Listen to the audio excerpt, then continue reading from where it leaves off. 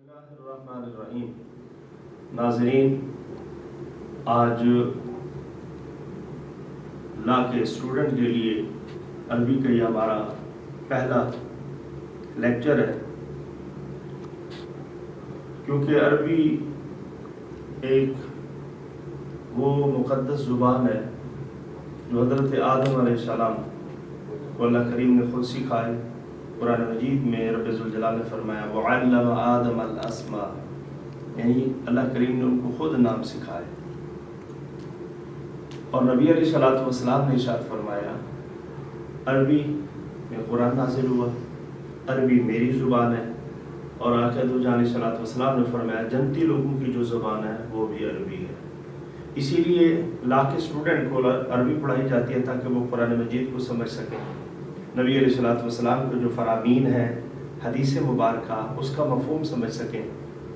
इस हवाले से आज हमारा इब्तदाई सबक है और हम इब्तदा करते हैं। एक तहकीक के मुताबिक अरबी के जो अल्फाज बताए गए वो 6,60,36,000 और एक तहकीक के मुताबिक 25,000 जो अल्फाज हैं वो मतलूब भी हैं। लेकिन फिर भी अरबी बहुत वसी ज़ुबान है और इसका अहाता अगर हम करना चाहें यकीनन नहीं कर सकते। आइए हम पहला सबक शुरू करते हैं, दर्सुल अव्वल। पहला सबक दर्सुल अव्वल में हमने इब्तदा देखनी है कि हमने इस सबक को, क्योंकि उन्होंने आसान करने के लिए बच्चों को समझाने के लिए बताया है, जो हमारे पास सबसे बड़ी चीज़ है कि हमारे पास अरबी के कुछ अल्फाज होने चाहिए, ज़ख़ीरा होना चाहिए। कलम कलम को कहते हैं, जैसे मेरे हाथ में कलम है, अरबी में भी इसे कलम कहते हैं और हमारी उर्दू ज़ुबान में भी कलम कहते हैं। किताब, कलमुन ये इस्म है, किताबुन ये भी इस्म है और बाबुन ये भी इस्म है। मदरसतुन, कलम का माना कलम है, किताब को कहते हैं कोई भी किताब। कुरान मजीद भी एक किताब है, इरशाद बारी ताला है ज़ालिकल किताबु ला रैब फीह। बाब, अरबी में बाब दरवाजे को कहते हैं, जैसे जन्नत के साथ दरवाजे होंगे। और मदरसतुन ये स्कूल को कहते हैं। यहाँ अगर हम थोड़ा सा देखें, कलमुन, किताबुन, बाबुन, मदरसतुन, यहाँ मदरसतुन में ताई है, यकीनन स्टूडेंट सोचेंगे कि ये क्या है। यहाँ फ़र्क सिर्फ इतना है, ये तीन अल्फाज जो हैं ये मुज़क्कर के हैं और मदरसतुन तानीस यानी मुअन्नस की अलामत है, ये मुअन्नस है ये भी इसम। अगर हम इससे पहले इस चीज़ को समझेंगे तो हमारे लिए आसानी हो जाएगी कि अज़ाए कलाम तीन है, इस्म, फ़ेल और हर्फ। इस्म वो बामाना जो अपने माना मुस्तकिल पे दलालत करता हो, किसी का मोहताज ना हो और तीन ज़मानों में से उसमें कोई ज़माना ना पाया जाए, उसे इस्म कहते हैं। फ़ेल वो कलमा है जो अपने माना मुस्तकिल पे दलालत करे लेकिन तीन ज़मानों में से कोई ज़माना पाया जाए, माजी, हाल, मुस्तक़बिल, उसे फ़ेल कहते हैं। हर्फ वो कलमा है जो ना माना मुस्तकिल पे दलालत करे और ना ही उसमें किसी कलमा के मिलाए बगैर उसकी मीनिंग समझ आए। मिसाल के तौर पर जैसे इस्म की मिसाल है ज़ैदुन, फ़ेल की मिसाल है ज़राबा और हर्फ की मिसाल है मिन, इला। मिन और इला जब तक हम किसी जुमले से नहीं मिलाएंगे तो इनकी समझ नहीं आएगी। ज़ैद की समझ आती है कि ज़ैद एक नाम है, ज़र्ब की समझ आती है कि उसने मारा। तो ये थोड़ी सी हमने इब्तदा में चीज़ समझाई है ताकि बच्चों को आसानी से समझ आ जाए।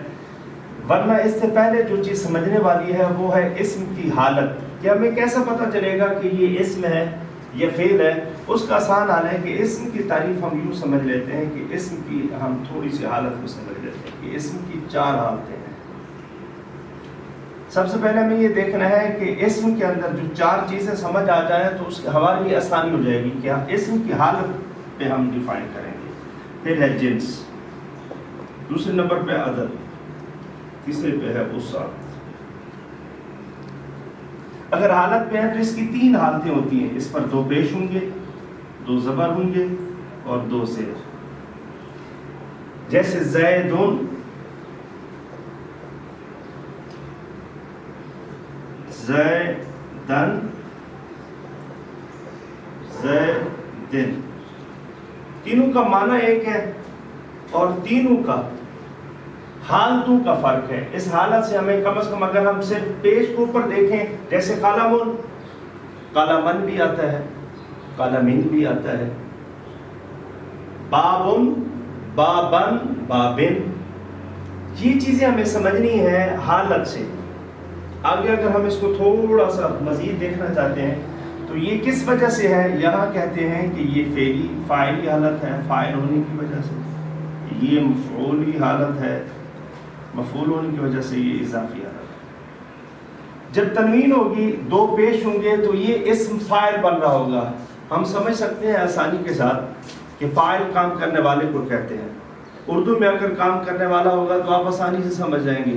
انگلش میں آپ کو پتہ ہے کہ سبجیکٹ ہے اور جس پر کام واقع ہوتا ہے آبجیکٹ اسے کہتے ہیں، یعنی ہم اسے مفعول کہتے ہیں. اس کی علامت ہے اس کے اوپر دو زبر ہوں گے.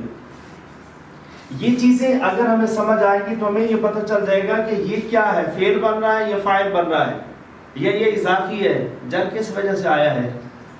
یہ حالت اگر ہمیں سمجھ آئے گی، یہ ابھی آگے وضاحت میں جاؤں گا تو بات طویل ہو جائے گی، ہمیں وضاحت میں جانے کی ضرورت نہیں ہے. کتنا اگر صرف بچوں کو سمجھ آئے کافی ہے.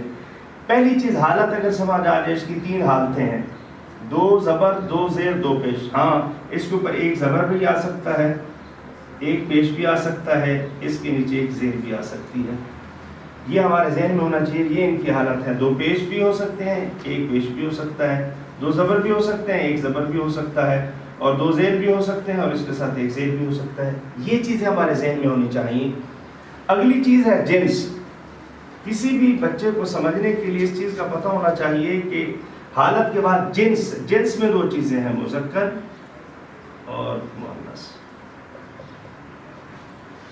یا مذکر ہوگا یا مؤنث ہوگا اسم. جیسے قلم، کتاب، باب.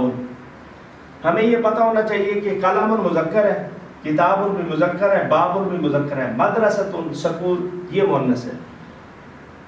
اب صاحب ظاہر ابتدائی اسٹوڈنٹ سوچے گا کہ کیا فرق ہے ان میں. تو یہاں یہ علامت ہے. یہاں ہم کیونکہ مذکر کی تھوڑی تفصیل لمبی ہے، مؤنث مختصر ہے، اس پہ بحث کر لیتے ہیں. مؤنث کو ہم اگر تین چیزوں میں لے جائیں تو مؤنث کی تین قسمیں بنتی ہیں. سب سے پہلے آپ حقیقی مؤنث، اس کے بعد اجتماعی مؤنث، یہاں آپ قیاسی لے لیں. حقیقی اسے کہتے ہیں جو ہم نے حقیقت میں پایا ہے، جیسے ابون، امون، یہ حقیقت ہے. اور سماعی کہتے ہیں جو سننے سے جس کا تعلق ہے، جیسے عرب والوں نے سنا ہے. مثال کے طور پر سورج، چاند. سورج نکلتا ہے، نکلتی ہے، چاند نکلتا ہے، نکلتی ہے، دہی کھٹا ہے، کھٹی ہے، سائیکل چلتا ہے، چلتی ہے. یہ ہمارے لیے سمجھانے کے لیے آسانی سے سمجھا رہا ہوں. اس کا تعلق اس سے ہے جو ہم نے سنا ہے، اس حقیقت کا تعلق اس سے ہے. یہ یہاں سننے سے آ گیا. اس کا تعلق عرب والوں نے جو سنا ہے، اس کا کوئی قاعدہ کلیہ قانون انہوں نے نہیں بتایا کہ ہاں اس کا پرماننٹ ایک قانون ہے، قاعدہ ہے کلیہ، اس کے مطابق چلے گا، ایسا نہیں ہے. آگے اگر ہم قیاس کی طرف آتے ہیں تو اس کا قانون انہوں نے بتایا. اس کی تین چیزیں انہوں نے بتا دی ہیں. کہ انہوں نے بتایا کہ اس کی نشانی ہے، تا ہوگا الف حمزہ، یا ہوگا الف یا حمزہ، یا بھی کہتے ہیں ہم اس کو، ٹھیک ہے. تا مدورہ اسے کہتے ہیں، الف مقصورہ اور الف ممدودہ. ان چیزوں کا اگر سمجھ آ جائے، یہاں جیسے مدرسۃ، آپ کو پتہ چل جائے گا یہ مؤنث قیاسی ہے. مدرسۃ، تا آ گیا، تا تانیث کی علامت ہے. اور جیسے خضراء، یہ رنگوں کے اکثر نام ہوتے ہیں، رنگوں کے جتنے نام ہوتے ہیں یہ مؤنث ہوتے ہیں. عورتوں کے نام آپ جانتے ہیں، شہروں کے نام اکثر ہوتے ہیں، ان میں مؤنث ہوتے ہیں. جیسے مکہ تا، یہاں مکہ تا جو آئے گا یہ بھی آپ کے سامنے مؤنث ہے. تو آگے اگر ہم آتے ہیں تو یہ سلمہ، عظما، یہ ہے قیاس. یہ چیز اگر سمجھ آ جائے تو آسانی ہو جائے گی بچوں کے لیے، تاکہ ان کو پتہ چل جائے کہ اس کی ہم نے کیا کرنا ہے. چوتھی چیز، تیسری چیز جو ہے وہ ہے عدد. عدد میں تین چیزیں ہوتے ہیں، واحد، تثنیہ اور جمع. واحد ایک کو کہتے ہیں اردو کے اندر یہ انگلش کے اندر آپ جاتے ہیں تو واحد اور جمع ہوتا ہے. ایک کو واحد، ایک سے زیادہ کو ہم جمع کہتے ہیں. لیکن یہ عربی میں 3 چیز ہوتے ہیں. ایک کو واحد، 2 کو تثنیہ کہتے ہیں، اور 2 سے جو زیادہ ہوتا ہے اسے جمع کہتے ہیں. عدد کے حوالے سے ہم نے دیکھنا ہے کہ یہ واحد ہے، تثنیہ ہے، یہ جمع ہے. واحد کی نشانی آپ یہ جتنے بھی کلام ہوتا ہے واحد، اگر اس کے ساتھ الف نون آ جائے تو یہ، جیسے آپ کو ابھی مثال دیتا ہوں میں، مسلم، یہ واحد ہے. مسلمان، اگر الف لام ساتھ لگائیں گے یہ تثنیہ بن جائے گا. اور واو نون جمع کی نشانی ہے، مسلمون، یہ جمع ہو جائے گا. یہ 3 چیزیں ہمارے. الف نون آ جائے تو یہ ہمیں پتہ ہونا چاہیے کہ مسلمان، مسلمان. الف میم کے ساتھ مسلم تک تھا، یہاں تک یہ تھا واحد. الف نون لگایا تثنیہ بن گیا، واو نون لگایا مسلمون، یہ جمع بن گیا. آگے اگر ہم جاتے ہیں، تیسری اس کی جو حالت ہے ہم نے یہ دیکھنا ہے وسعت کے حوالے سے، یہ معرفہ ہے یا نکرہ ہے. معرفہ خاص، جب کوئی چیز خاص ہوتی ہے اسے معرفہ کہتے ہیں، عام ہو تو اسے نکرہ کہتے ہیں. اتنا اگر بچوں کو سمجھ آئے تو یہ ہمارے لیے آسانی ہو جائے گی تاکہ ہم ان چیزوں کو سمجھ سکیں. پھر اس میں ہمارے سبق میں استعمال ہوا لفظ ما اور حل. ما سوالیہ کے لیے آتا ہے، حل بھی سوالیہ کے لیے. سادہ فکرہ ہو یعنی وہ فکرہ جس کا آپ جواب نہ دے سکیں، جیسے ما ہاذا، یہ کیا ہے، ما ہاذا یہ کیا ہے. آپ اس کا جواب نعم، لا یعنی جی ہاں یا نہیں میں جواب نہیں دے سکتے. آپ کو بتانا پڑے گا یہ فلاں ہے. ما ہاذا یہ کیا ہے، آپ کا جواب ہوگا ہاذا قلم، یہ قلم ہے. یہ قریب کے لیے کہتے ہیں اشارہ. ہاذا اشارے کے لیے ہوتا ہے اور ما سوالیہ سے نشان ہے. ہاذا قلم، یہ قلم ہے. ما ہاذا یہ کیا ہے، آپ کہہ سکتے ہیں ہاذا قلم. ما ہاذہ، ہاذہ مؤنث کے لیے، جیسے ہم مذکر مؤنث کی بھی بات کر رہے تھے، یہاں میں نے آپ کو سمجھایا تھا تو یہاں وہی وضاحت آئے گی. ما ہاذہ یہ کیا ہے، معنی ایک ہے.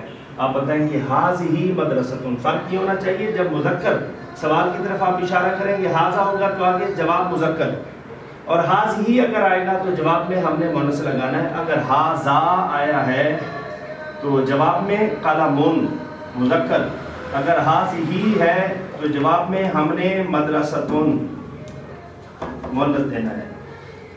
حل سوال نشان اگر بنانا ہوتا ہے کسی، حل ذالک قلم، ذالک کا اشارہ ہے دور کے لیے، جیسے ہاذا قریب کے لیے، ذالک دور کے لیے. وہ کیا ہے، کہتے ہیں کہ حل ذالک قلم، کیا وہ قلم ہے. جواب میں آپ کہہ سکتے ہیں نعم ذالک قلم، ہاں وہ قلم ہے. اگر وہ قلم نہیں ہے تو آپ یہاں کہہ سکتے ہیں لا ذالک قلم،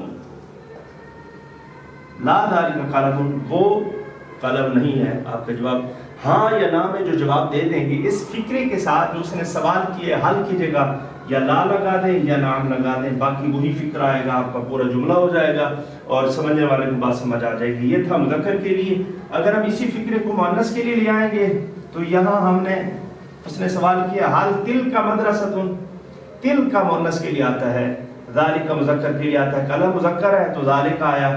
تل کا یہ بھی اشارہ ہے دور کے لیے، جیسے ہاذہ تھا یہ کے لیے، تو تل کا وہ معنی. وہ کیا ہے، کیا وہ سکول ہے، مدرستون. حل تل کا مدرستون، کیا وہ سکول ہے. آپ کہہ سکتے ہیں نعم تل کا مدرستون، جی ہاں وہ ایک سکول ہے. یا آپ جواب دینا چاہیں لا تل کا مدرستون، نہیں وہ سکول نہیں ہے. آپ کا جواب تب بھی اگر وہ سکول ہے ٹھیک ہے، نہیں ہے.